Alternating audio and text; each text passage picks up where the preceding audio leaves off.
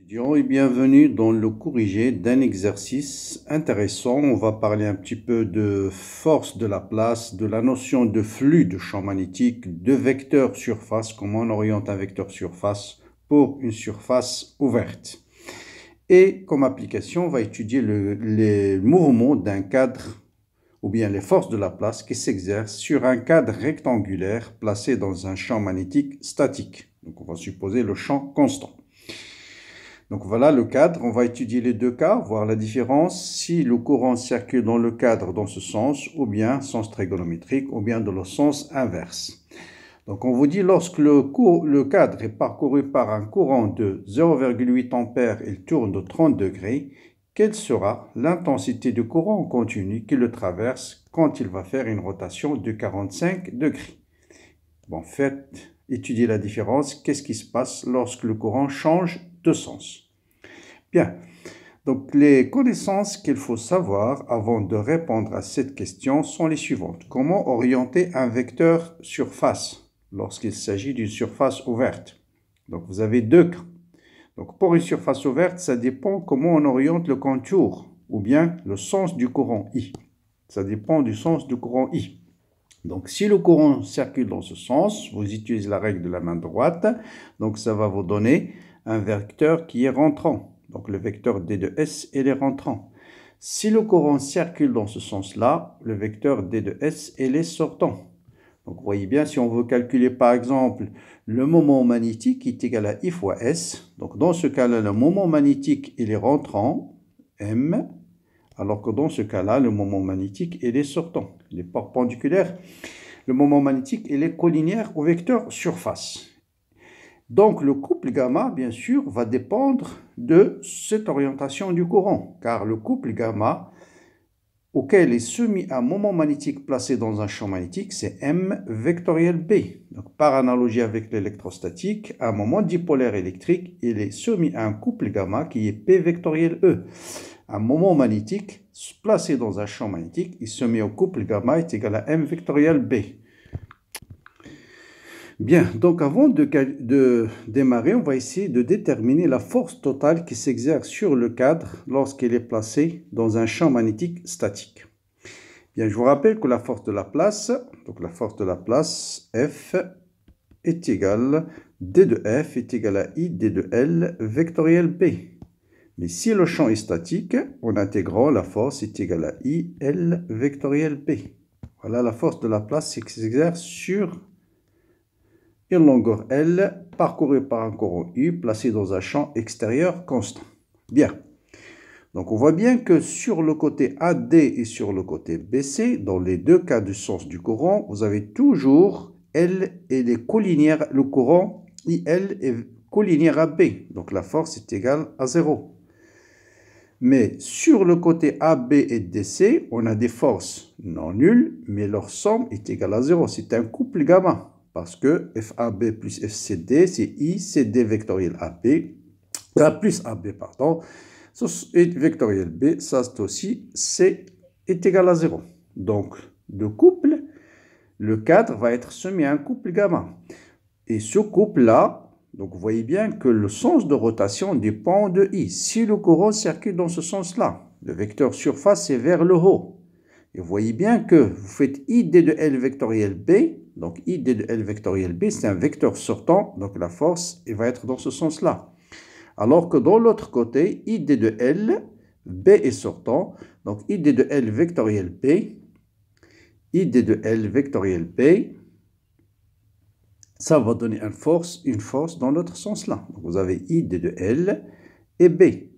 Donc, vous faites ID de L vectoriel B, ça va vous donner une force dans ce sens-là. Donc, voilà, si le courant circule dans ce sens-là. Si le courant circule dans le sens inverse, donc dans ce cas-là, le vecteur surface et le vecteur rentrant, là aussi, toujours la force, la somme des forces est égale à 0, il n'y a pas de problème. Mais voyez bien l'orientation des forces. Donc, sur ce côté AB, par exemple, voilà ID de L et voilà B. Donc, vous allez avoir une force qui est de l'autre côté. Donc, vous voyez bien ici, le cadre a tourné dans ce sens-là, alors que ici, le cadre va tourner dans le sens inverse. Quel est l'angle entre le vecteur B et le vecteur S, et le vecteur surface? Donc, dans le premier cas où le vecteur surface est sortant, vous voyez bien que l'angle entre B et S, c'est cet angle-là. Alors que ça, c'est un angle pi sur 2. Donc, vous voyez bien que cet angle-là, c'est pi sur 2 moins θ. Dans l'autre cas, c'est exactement la même chose. Le vecteur surface est dans l'autre sens. Voilà le vecteur B. L'angle a tourné d'un angle θ dans ce sens-là. Donc, l'angle aussi est égal à pi sur 2 moins θ. Donc, dans les deux cas, l'angle entre le vecteur B et le vecteur S, c'est pi sur 2 moins θ. Donc, on va étudier un seul cas. Premier cas, par exemple. Donc, le cadre est semé à deux couples. Le couple de torsion qui est égal à C fois θ et le couple exercé pas sur le moment magnétique qui est égal à M vectoriel P qui est égal à IS vectoriel P. Donc, à l'équilibre, les deux couples ils ont le même module. Donc, C fois θ1 est égal à I1 S fois B, dans le premier cas, ou fois sinus, bien sûr, fois l'angle sinus pi sur 2 moins θ, c'est cosinus θ. Donc, cosinus θ1. Donc, lorsque le cadre est parcouru par un courant I1, il va tourner d'un angle θ1 tel qu'on a cette transition-là. Et si le cadre est parcouru par un courant I2, la constante de torsion ne change pas, C fois θ2 est égal à I2. La surface ne change pas, B est le même, cosinus θ2. Et donc, en faisant le rapport, on va déduire que θ1 divisé par θ2 est égal à quoi? Est égal à I1 divisé par I2 multiplié par cosinus θ1 divisé par cosinus θ2. Et donc, qu'est-ce qu'on cherche? On cherche le courant I2, soit le courant I2 est égal à I1 multiplié par cosinus θ1 divisé par cosinus θ2 multiplié par le rapport des angles θ2 sur θ1. Passons à une application numérique. On va trouver I2 est égal à I1 qui est égal à 0,8 ampères. Cosinus θ1 cosinus 30, c'est cosinus 30, c'est racine de 3 sur 2. Donc, racine de 3 sur 2, divisé par cosinus de 45, racine de 2 sur 2, multiplié par les angles θ2 sur θ1, donc pi sur 4, divisé par θ1, pi sur 6. Voilà, et ça vous donne I2 est égal à 1,47 ampères. Donc, voilà pour le courant I2. Donc, ce qui est important dans cette vidéo, il faut bien faire attention à l'orientation du vecteur surface parce que tout ce qui est calcul de moment magnétique ou de flux, par exemple, le flux d'un champ magnétique, c'est B scalaire S. Donc, c'est algébrique. Le flux peut être positif, négatif ou nul. Tout dépend du vecteur surface, comment il est orienté. Donc, faites bien attention dans tout ce qui est exercice de force et de flux ou d'induction à l'orientation du vecteur surface. Et donc, le vecteur surface, il dépend comment vous avez orienté votre contour gamma, c'est-à-dire comment il est la direction du courant sur le contour gamma.